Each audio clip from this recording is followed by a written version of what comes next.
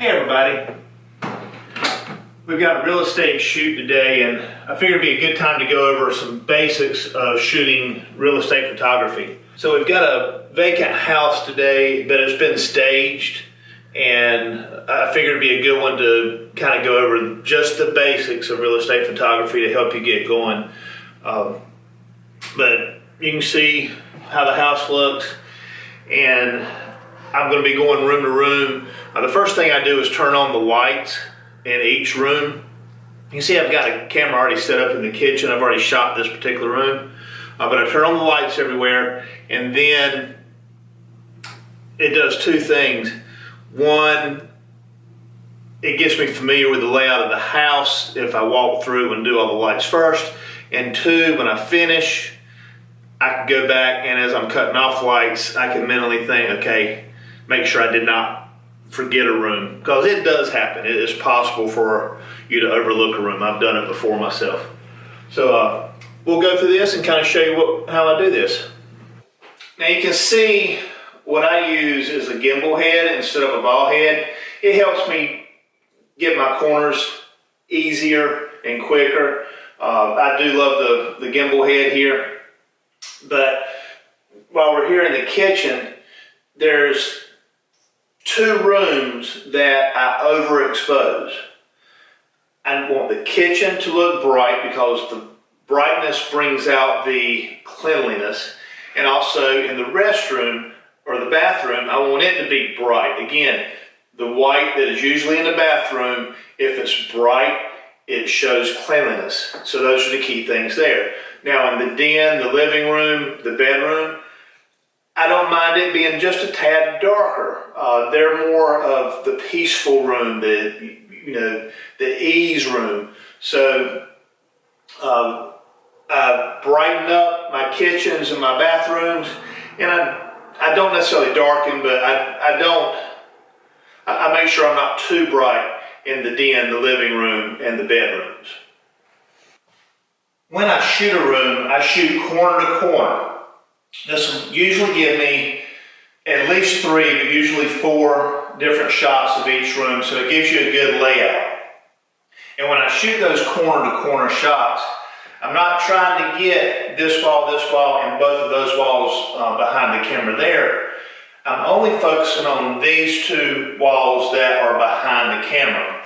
If I get it where I have all 4 walls in the wide angle image, it does things. It doesn't look quite right. So I'll focus on the 2 opposite walls from me as I go around the room.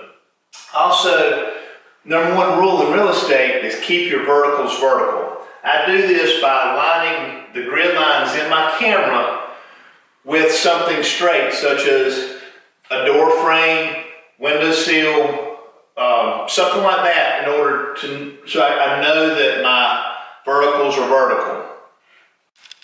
Another thing to note is the height of your camera. That can change how the room looks. So if I usually try to have the camera about mid-level between the ceiling and the floor. Now what that does is creates a balance between the floor and the ceiling. You don't want too much ceiling or too much floor unless you want to emphasize it. For instance, this dining room here has a vaulted ceiling, as you can see up above. So by having the camera positioned correctly, I can emphasize that vaulted ceiling and still get the floor, still get the table, but emphasize that vaulted ceiling so it gives a sense of expansion in the room. If it was just a flat ceiling such as in the kitchen here, there's no reason for me to emphasize the ceiling. I'd want to get more floor so that I can get the dishwasher and the cabinetry and such. So just something to play around with. It's best if you put that on your tripod and lower it and raise it so you get the idea of what I'm trying to tell you there. Another thing, when I turn on lights, I make sure the ceiling fans are not on. That blur just doesn't do the photo any justice. So I'll have the fans off and the lights on.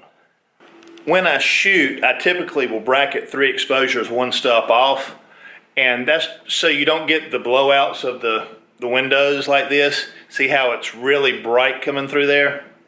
And then the same thing here.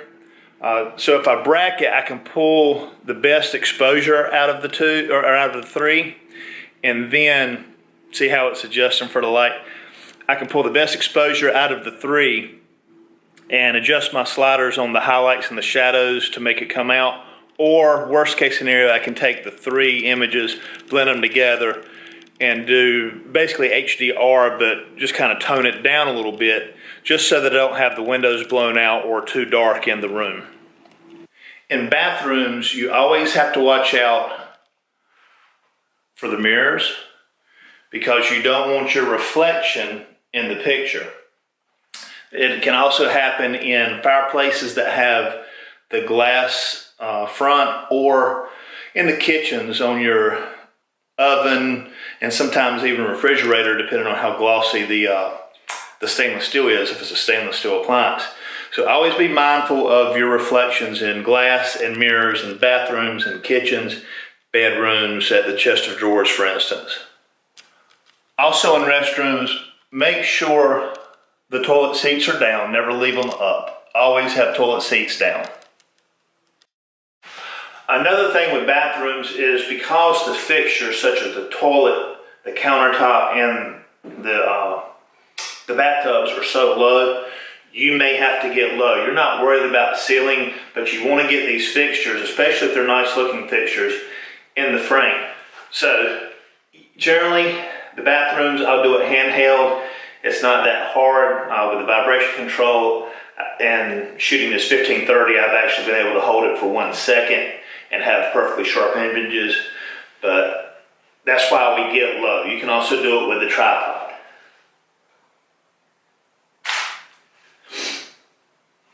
Perfect. As for camera settings, I shoot at f8 and ISO 400, and then adjust my shutter speed accordingly. I also shoot in autofocus. Now, a problem with the autofocus is the autofocus on the cameras work by finding contrast in the scene. And if I'm using a single point or a group, which I use a small group when I do this for real estate, if I'm shooting a blank wall like this gray back here, it can't find contrast. It'll constantly hunt that focus. So if you're using back button focus, focus it, take your finger off the back button, you're good.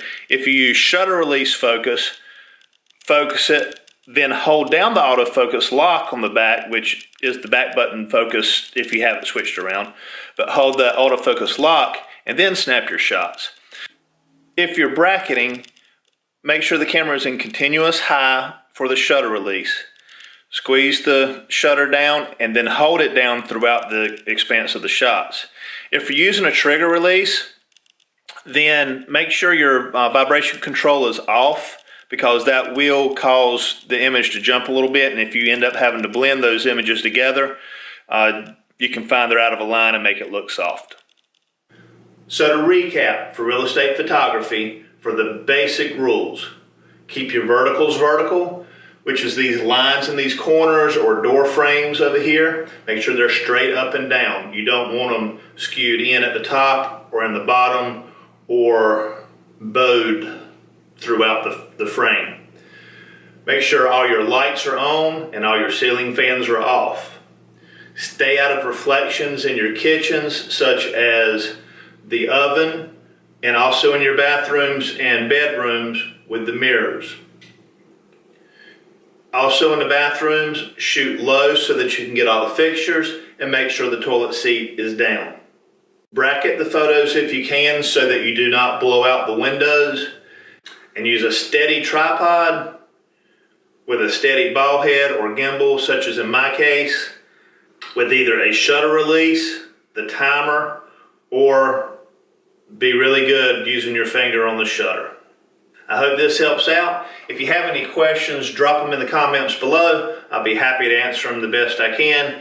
And hit subscribe if you're not already. Hit like on the video. Feel free to share. And we will see you next time.